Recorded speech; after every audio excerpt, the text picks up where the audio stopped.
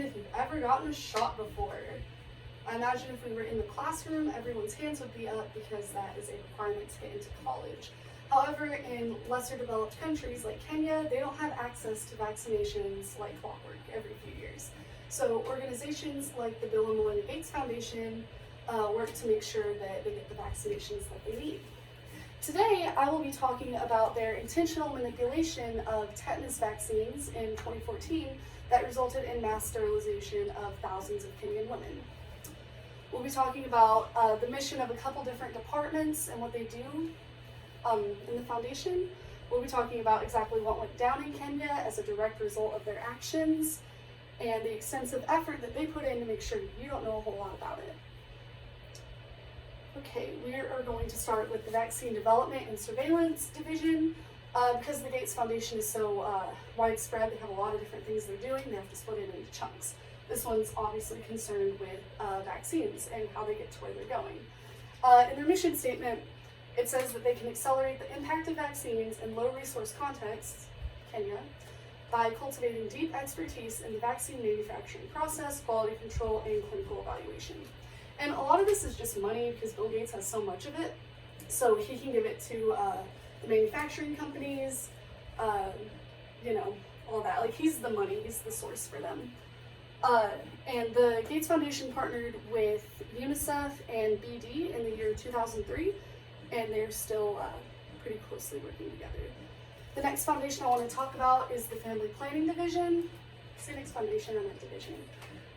And they're concerned with getting women in poor countries access to contraceptives and information about them.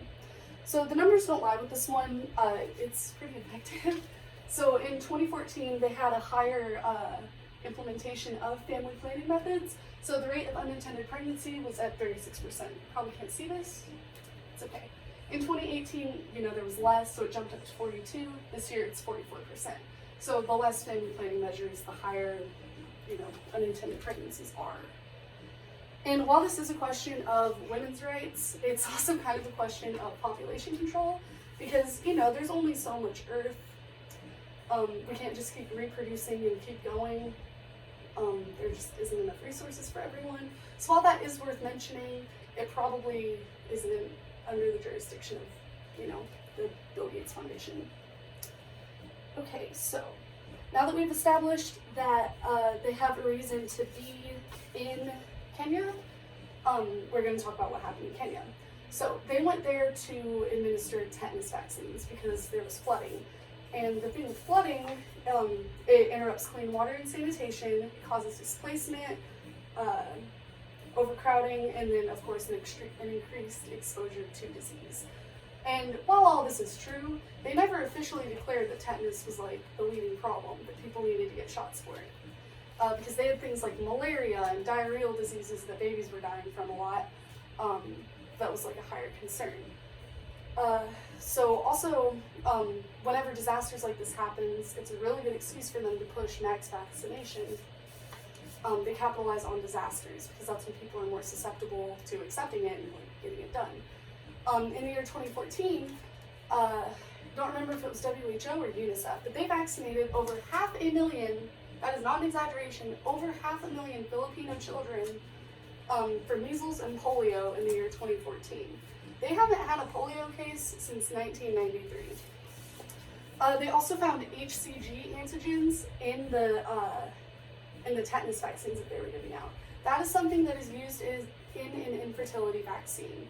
And they found they took 6 different samples from all over the region, and they all tested positive. They also targeted women between 14 and 49 with the vaccine, which is childbearing age, and men aren't immune to tetanus, so yeah. I found this quote by Dr. Gearhart that I think rings true for the whole thing. It says, "This WHO campaign is not about eradicating neonatal tetanus, but a well-coordinated, forceful population control mass sterilization exercise." So why haven't we heard of this? Why hasn't it been on the news? It's information regulation. And whenever you go to Google it, Google's a company, they can control what you see.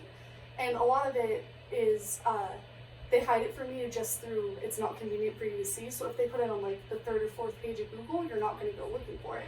You're more willing to accept the first thing you see because it takes no work.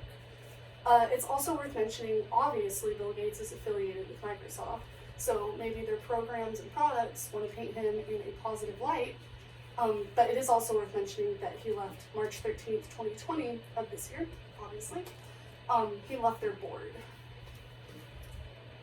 Okay, so in conclusion, the Gates Foundation has different sections that are focused around vaccinations and family planning. So we talked about their missions, we talked about how they directly interfered with Kenyan fertility, and the effort that they put in to hide the information. Okay, so there's lots of things that we take for granted. Vaccines are one of them, and of course they're very important. They're good for your health, and they help to prevent deadly diseases. But whenever it's put under the jurisdiction of one party, such as the Gates Foundation, our best interests might not be at heart. They certainly weren't for those thousands of Kenyan women who lost their autonomy. It's of utmost importance, especially right now that we think for ourselves and work to uncover the truth. So I encourage y'all, especially in the midst of this global pandemic, to think for yourselves and not take things at face value. Thank you.